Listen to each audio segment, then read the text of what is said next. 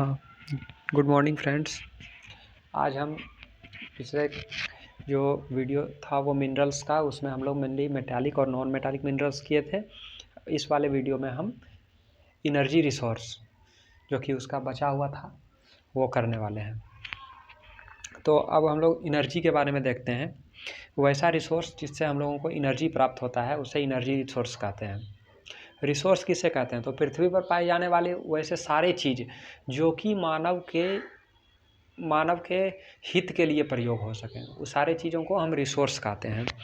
तो energy resource कैसे किनको कहेंगे?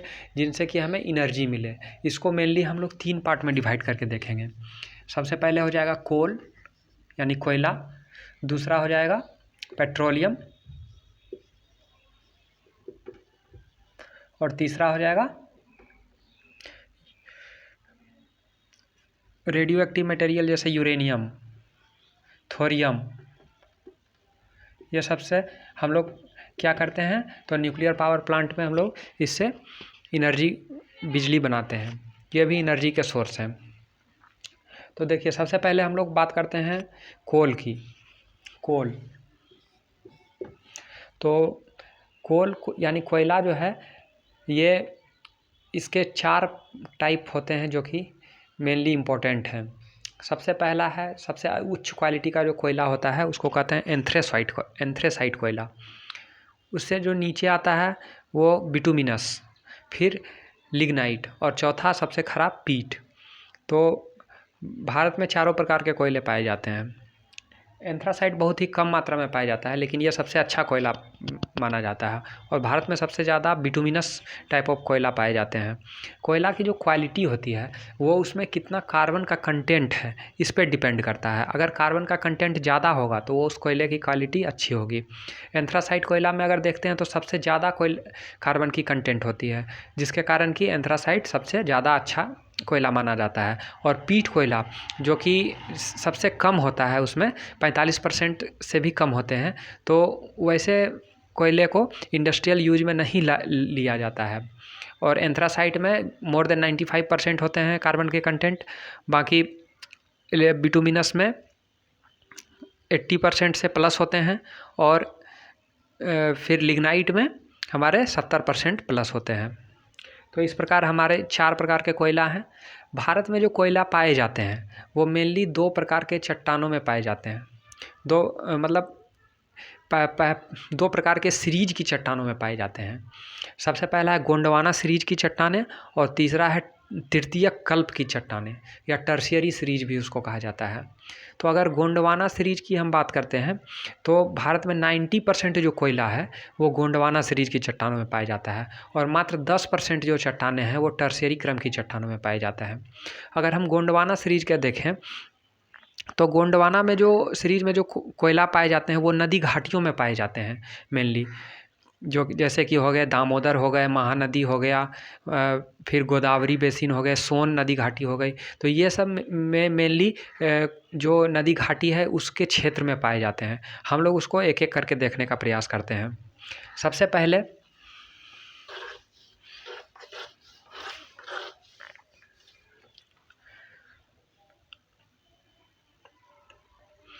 हम लोग देखते हैं गोंडवाना क्रम की चट्टानों में। सबसे पहले हम लोग देखते हैं दामोदर नदी घाटी में कौन कौन सी सेंटर्स हैं इसके। तो अगर हम ऐसे मैप बनाते हैं इंडिया का, तो यहाँ पे दामोदर नदी बहती है। तो जो दामोदर नदी घाटी है इसमें मेनली 2 राज्य में हमारे यहाँ सेंटर पाए जाते हैं, एक झारखंड और एक वेस्ट बंगाल। तो झारखंड में जो सेंटर है वो है बोकारो और झरिया, और वेस्ट बंगाल में जो सेंटर है वो है रानीगंज। यानी कि झारखंड में जो सेंटर है वो हो गया बोकारो और झरिया, और वेस्ट बंगाल में जो सेंटर है वो है रानीगंज। दूसरा देखते हैं, दूसरा है हमारे यहाँ महानदी और इसी के साथ में सोन को भी ले लेते हैं। तो सोन जो कि बिहार में आकर के गंगा नदी में मिलती है। तो ये सोन और महानदी, इससे रिलेटेड हमारे यहाँ 3 स्टेट हैं और तीनों स्टेट में एक एक सेंटर हम लोग देखते हैं। तो सबसे पहले इसमें देखते हैं तो आता है मध्य प्रदेश। तो मध्य प्रदेश में जो सेंटर है उसका नाम है सिंगरैली। दूसरा आते हैं छत्तीसगढ़, तो छत्तीसगढ़ में सेंटर है कोरबा। और तीसरा आते हैं हम लोग मध्य प्रदेश, छत्तीसगढ़ और उड़ीसा। उड़ीसा में जो सेंटर है उसका नाम है तलचर। उसके बाद हम लोग आते हैं तीसरे, यहाँ पे आ जाते हैं महाराष्ट्र में है गोदावरी। तो गोदावरी नदी जो है उसमें जो मेनली जो सेंटर पाए जाते हैं वो आंध्र प्रदेश में पाए जाते हैं। और आंध्र प्रदेश में जो हैं सबसे पहले तो सिंगरैली था मध्य प्रदेश में, जो कि महानदी पे था। और गोदावरी में है आंध्र प्रदेश में, और वो है सिंगरैनी। और क्या है तो विजयवाड़ा, रामागुंडम। यानी कि इसमें ये जो गोदावरी नदी घाटी है इसमें 3 हो गए, एक हो गए सिंगरैनी, फिर आ गए रामागुंडम और विजयवाड़ा। तो इस प्रकार से हम लोग देख लिए गोंडवाना क्रम की चट्टानों जिसमें कि कोयले पाए जाते हैं, जो कि भारत में कुल कोयले उत्पादन का 90% कंट्रीब्यूट करते हैं। दूसरा हम लोग देखते हैं टर्शियरी कोयला। अब टर्शियरी कोयला जो है वो सेनोजोइक कल्प में पाए जाते थे। सेनोजोइक एरा के जो चट्टान हैं उसमें पाए जाते हैं। गोंडवाना क्रम की जो चट्टान कोयले हैं वो कार्बोनिफेरस एज के हैं और टर्शियरी यानी तृतीयक जो हैं वो सेनोजोइक एरा के हैं। तो हम लोग देखते हैं अब टर्शियरी। तो टर्शियरी में मेनली 3 सेंटर पाए जाते हैं। अगर हम साउथ में बात करते हैं तो तमिलनाडु में नेवेली है, वहाँ पे लिग्नाइट कोयला पाए जाते हैं। उसके बाद हम लोग जाते हैं नॉर्थ ईस्ट में है माकुम, वहाँ पर भी टर्शियरी सीरीज की कोयले पाए जाते हैं। और फिर ऊपर में आ जाते हैं जम्मू कश्मीर में, तो वहाँ पे है कालाकोट। यानी 3 सेंटर इसके मेनली हैं। सबसे पहले तमिलनाडु में नेवेली, जहाँ पर कि लिग्नाइट कोयले पाए जाते हैं। उसके बाद नॉर्थ ईस्ट में है माकुम, और फिर है जम्मू कश्मीर में कालाकोट। इस प्रकार से हम कोयला का पूरा देख लिए कौन कहाँ पे किस प्रकार से इसका डिस्ट्रीब्यूशन है। अब हम आते हैं पेट्रोलियम रिजर्व के ऊपर।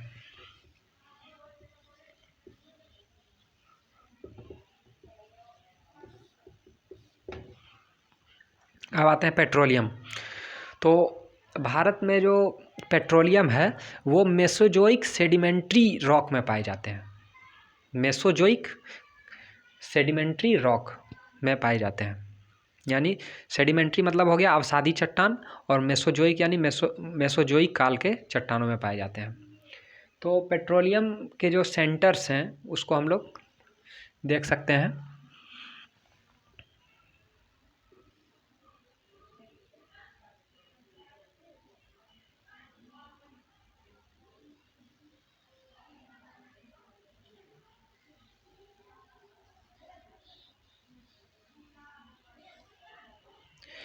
तो अगर हम पेट्रोलियम का देखें तो सबसे पहले जो इसका सेंटर है जो कि असम है, असम जो कि 16% ऑफ टोटल पेट्रोलियम रिजर्व को ये कंट्रीब्यूट करते हैं।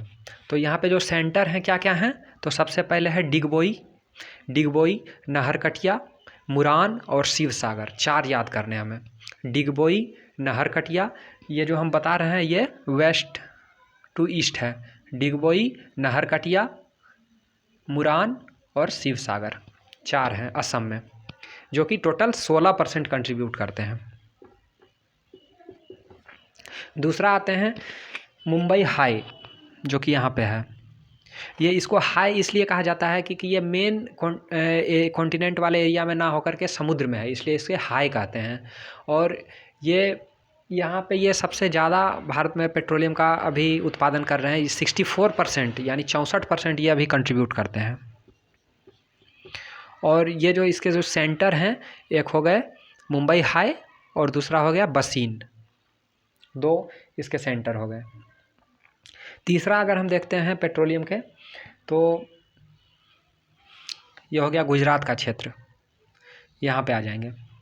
तो गुजरात में जो सेंटर हैं वहाँ पर भी देख लेते हैं। तो सबसे पहला आ जाएगा यहाँ पे अंकलेश्वर, कलोल, बड़ोदरा। 3 है मेनली, अंकलेश्वर, कलोल और बड़ोदरा, ये हो गए गुजरात के। ये 18% कंट्रीब्यूट करते हैं टोटल। यहाँ पे हम लोग देख लिए अंकलेश्वर, कलोल और बड़ोदरा। 3 सेंटर हो गए। चौथा भी है यहाँ पे कृष्णा गोदावरी में, ये पर यहाँ से अभी इसका उत्पादन अभी स्टार्ट नहीं हुआ है, पर होने की संभावना है। यहाँ पर बहुत सारे पेट्रोलियम्स की संभावना बताई गई है, पर हम लोग मेनली यही 3 अभी देखते हैं। तो पेट्रोलियम ये हो गया। अब हम लोग देखते हैं रेडियो एक्टिव मटेरियल्स, जिससे कि हम लोग न्यूक्लियर पावर प्लांट से एनर्जी बनाते हैं।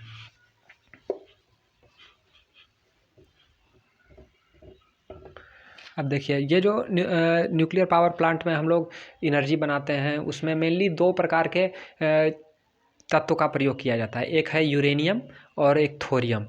तो भारत में का जो न्यूक्लियर एनर्जी का प्रोग्राम है वो 3 स्टेज का है। तो अभी जो फर्स्ट स्टेज है उसमें हम लोग यूरेनियम का प्रयोग करते हैं, सेकेंड स्टेज में हम लोग प्लूटोनियम का प्रयोग करते हैं, और थर्ड स्टेज जो है उसमें हम लोग थोरियम का प्रयोग करते हैं। तो भारत में थोरियम का बहुत ज़्यादा भंडार है। केरल के मोनाजाइट सैंड है, वहाँ पे मोनाजाइट, केरल के बालू में मोनाजाइट अयस्क से हम लोग थोरियम प्राप्त करते हैं, और थोरियम का बहुत ज़्यादा भंडार है भारत में। तो अगर ऐसा कहा जाता है कि थर्ड स्टेज अगर भारत अच्छे से एक्सपेरिमेंटल लेवल पे आ जाए तो हम लोगों को बहुत ज़्यादा फ़ायदा होने वाला है इससे। फ़िलहाल अभी हम लोग यूरेनियम का जो उत्पादन करते हैं, हम लोग मेनली इंपोर्ट ही करते हैं दूसरे देशों से, लेकिन हमारे देश में भी कुछ बहुत सारे ऐसे सेंटर है जहाँ पर कि यूरेनियम के भंडार पाए जाते हैं। तो हम लोग देखते हैं कहाँ कहाँ पे यूरेनियम के भंडार भारत में पाए जाते हैं।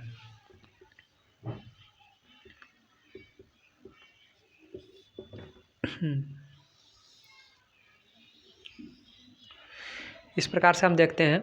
तो यूरेनियम के भंडार मेनली 4 पॉकेट में देख सकते हैं। इधर है झारखंड। तो झारखंड में सिंहभूम ज़िले में, सिंहभूम और गया के आसपास का एरिया जहाँ पर कि जादूगोड़ा फेमस है, वहाँ पर हम लोगों को यूरेनियम प्राप्त होते हैं। उसके बाद फिर आते हैं यहाँ पे राजस्थान। तो राजस्थान में जो सेंटर है इसका वो है उदयपुर, अलवर, अजमेर। मेनली 3 ज़िले में पाए जाते हैं यूरेनियम, उदयपुर, अलवर और अजमेर। फिर आते हैं हम लोग आंध्र प्रदेश में। तो आंध्र प्रदेश में नेल्लोर ज़िले में ये इसका अयस्क पाए जाते हैं, नेल्लोर। और फिर हिमाचल प्रदेश में है यहाँ पे कुल्लू घाटी में, और कुल्लू घाटी में यूरेनियम पाए जाते हैं। तो इस प्रकार से हम लोग देखते हैं कि यूरेनियम के 4 मेनली सेंटर हमारे देश में पाए जाते हैं, और थोरियम का तो केरल के मोनाजाइट सैंड में। अब इस प्रकार से बेस्ट जो कि यूरेनियम के प्रयोग करके हम लोग जो एनर्जी बनाते हैं, तो बहुत सारे न्यूक्लियर पावर प्लांट बनाए गए हैं जहाँ पर कि इस प्रकार के यूरेनियम का प्रयोग करके हम लोग बिजली बनाते हैं। तो हमारे देश में अभी total 8 nuclear power plant setup किए जा चुके हैं। तो हम लोग देख लेते हैं वो कहाँ कहाँ पे है।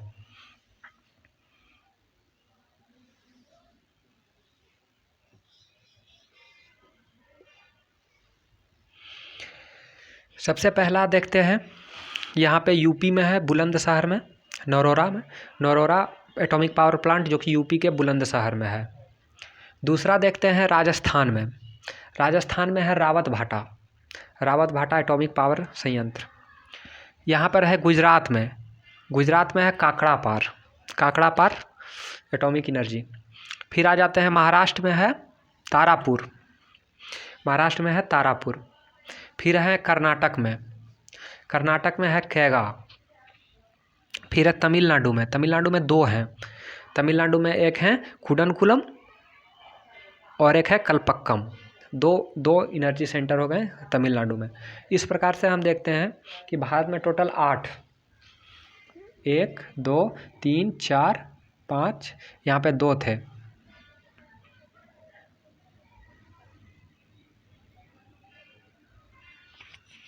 तो इस प्रकार से भारत में कुल टोटल हम लोग देख लिए कि किस प्रकार से यूरेनियम टोटल एनर्जी रिसोर्स का किस प्रकार से डिस्ट्रीब्यूशन है। ठीक है, थैंक यू।